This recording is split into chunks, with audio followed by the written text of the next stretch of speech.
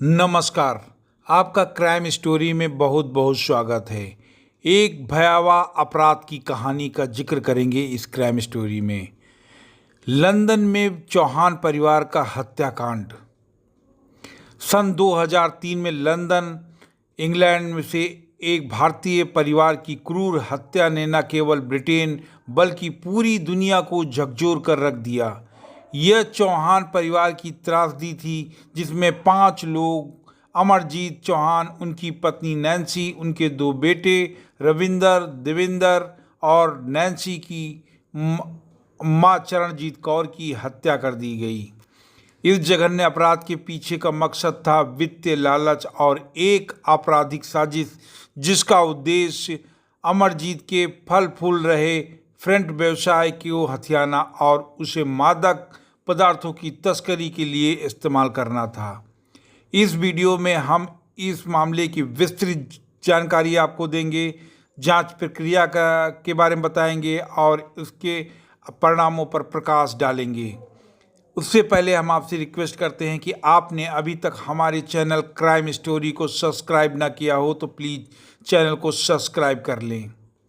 Video में आगे बढ़ते हैं। अमरजीत चौहान, जिन्हें अनिल चौहान के नाम से जाना जाता था, एक 45 वर्षीय स्वनिर्मित व्यवसायी थे। उन्होंने लंदन के हाउस लो में अपने फ्रेंट व्यवसाय यानी शिबा फ्रेंट की स्थापना की थी, जो फल सब्जियों के निर्यात में विशेषज्ञता रखता था और उसकी कंपनी की कीमत लगभग 50 लाख पाउंड थी।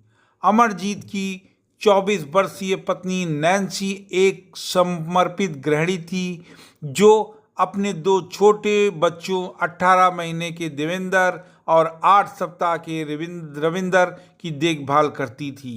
नैन्सी की 51 वर्षीय मां चरणजीत कौर हाल ही में भारत से अपनी बेटी नवजात पोते की मदद के लिए लंदन आई थी। यह परिवार की एक सामान्य और सुखी जीवन की जी रहा था, लेकिन फरवरी 2003 में सब कुछ बदल गया। फरवरी 2003 के मध्य में चौहान परिवार अचानक गायब हो गया। नैन्सी के भाई ओंकार वर्मा, जो न्यूजीलैंड में रहते थे, अपनी बहन से नियमित रूप से फ़ोन पर बात करते थे। जब नैन्सी ने वैलेंटाइन डे पर अमरजीत के लापता होने की चिंता जताई और फिर परिवार से संपर्क टूट गया, तो ओंकार का संदेह गहरा गया। उन्होंने लंदन मेट्रोपोलिटन पुलिस को सूचित किया, लेकिन शुरुआत में पुलिस ने इसे गंभीरता से नहीं लिया।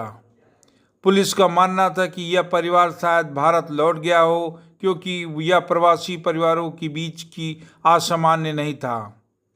इसके अलावा उन्होंने एक टाइप किया हुआ पत्र, जो कथित तौर पर अमरजीत द्वारा कैले, फ्रांस से भेजा गया था, परिवार के रिश्तेदारों को प्राप्त हुआ। पत्र में लिखा था, परिवार ने इंग्लैंड से तंग आकर भारत वापस जाने का फैसला लिया है। हालांकि यह पत्र संदिग्ध था, क्योंकि अमरजीत हमेशा हस्तलिखित पत्र लिखते थे। ओंकार वर्मा की जिद और दृढ़ता ने अंततः पुलिस की कार्रवाई के लिए मजबूर किया। 5 मार्च 2003 को ओंकार न्यूजीलैंड से लंदन पहुंचे और परिवार के घर का दौरा किया। वहां उन्होंने कपड़े धोने की मशीन में गीले कपड़े, बच्चों के खिलौने, चरणजीत कौर की सिख धर्म की पवित्र किताब गुरु ग्रंथ साहिब मिली, जिसे वह कभी पीछे नहीं छोड़ती थी। यह स्पष्ट था कि परिवार जल्दबाजी में गायब हुआ था और कोई संघर्ष के निशान नहीं थे। 21 मार्च 2003 को स्कॉटलैंड यार्ड की गंभीर अपराध शाखा ने मामले को संभाला। जांच के दौरान पता चला कि शिबा फ्रंट के संदिग्ध तरीके से केनेथ रेगन नाम व्यक्ति को हस्तांतरित कर दिया गया था, जो जुलाई 2002 में कंपनी में काम कर रहा था। रेगन एक कुख्यात अपराधी था जिसे 1998 में हेरोइन तस्करी और पुलिसकर्मी पर हमले के लिए सजा मिली थी। उसने पुलिस के साथ सहयोग करके सजा कम करवाई थी और कई बड़े अपराधियों के खिलाफ गवाही भी दी थी। 9 अप्रैल 2023 को बेलिंडा ब्राइन और एक पूर्व पब्लिसिस्ट ने पुलिस को सूचित किया कि उनके डेवोन में 50 एकड़ के खेत में संदिग्ध गतिविधियां हुई हैं। रेगन और विलियम हांसिल और पीटर रीस वहां एक गड्ढा खोदते हुए पकड़े गए। बेलिंडा ने दावा किया कि वह रेगन के इरादों से अनजान था और उसका उपयोग किया गया था। पुलिस ने खेत की खुदाई की लेकिन कोई शव नहीं मिला। बाद में पता चला शव को समुद्र में फेंका गया है। अप्रैल 2003 में बोर्नमाउथ पर पियर के पास समुद्र में अमरजीत का शव मिला। जुलाई में नैन्सी और चरणजीत के शव डोरसेट और आइल ऑफ वाइट के बीच मछुआरों के जाल में फंस गए थे। दुर्भाग्यवश दोनों बच्चों के शव कभी नहीं मिले। जांच से पता चला कि रेगन ने अमरजीत की 13 फरवरी 2023 को स्टोनहेंज की एक फर्जी खरीदार से मिलाने के बहाने बुलाया था। वहां से परिवार का अगवा कर लिया गया और उनकी हत्या कर दी गई। शवों को पहले डेवोन में दफनाया गया, फिर पुलिस की नज़दीकी कार्रवाई के डर से उन्हें समुद्र में फेंक दिया गया। 8 महीने तक चले मुकदमे में मेट्रोपोलिटन पुलिस के इतिहास में सबसे बड़ा लंबा हत्या का मुकदमा था, जिसमें केनेथ रेगन और विलियम्स हार्निस को पांचों को हत्याओं के लिए दोषी ठहराया गया और उन्हें आजीवन कारावास की सजा दी गई।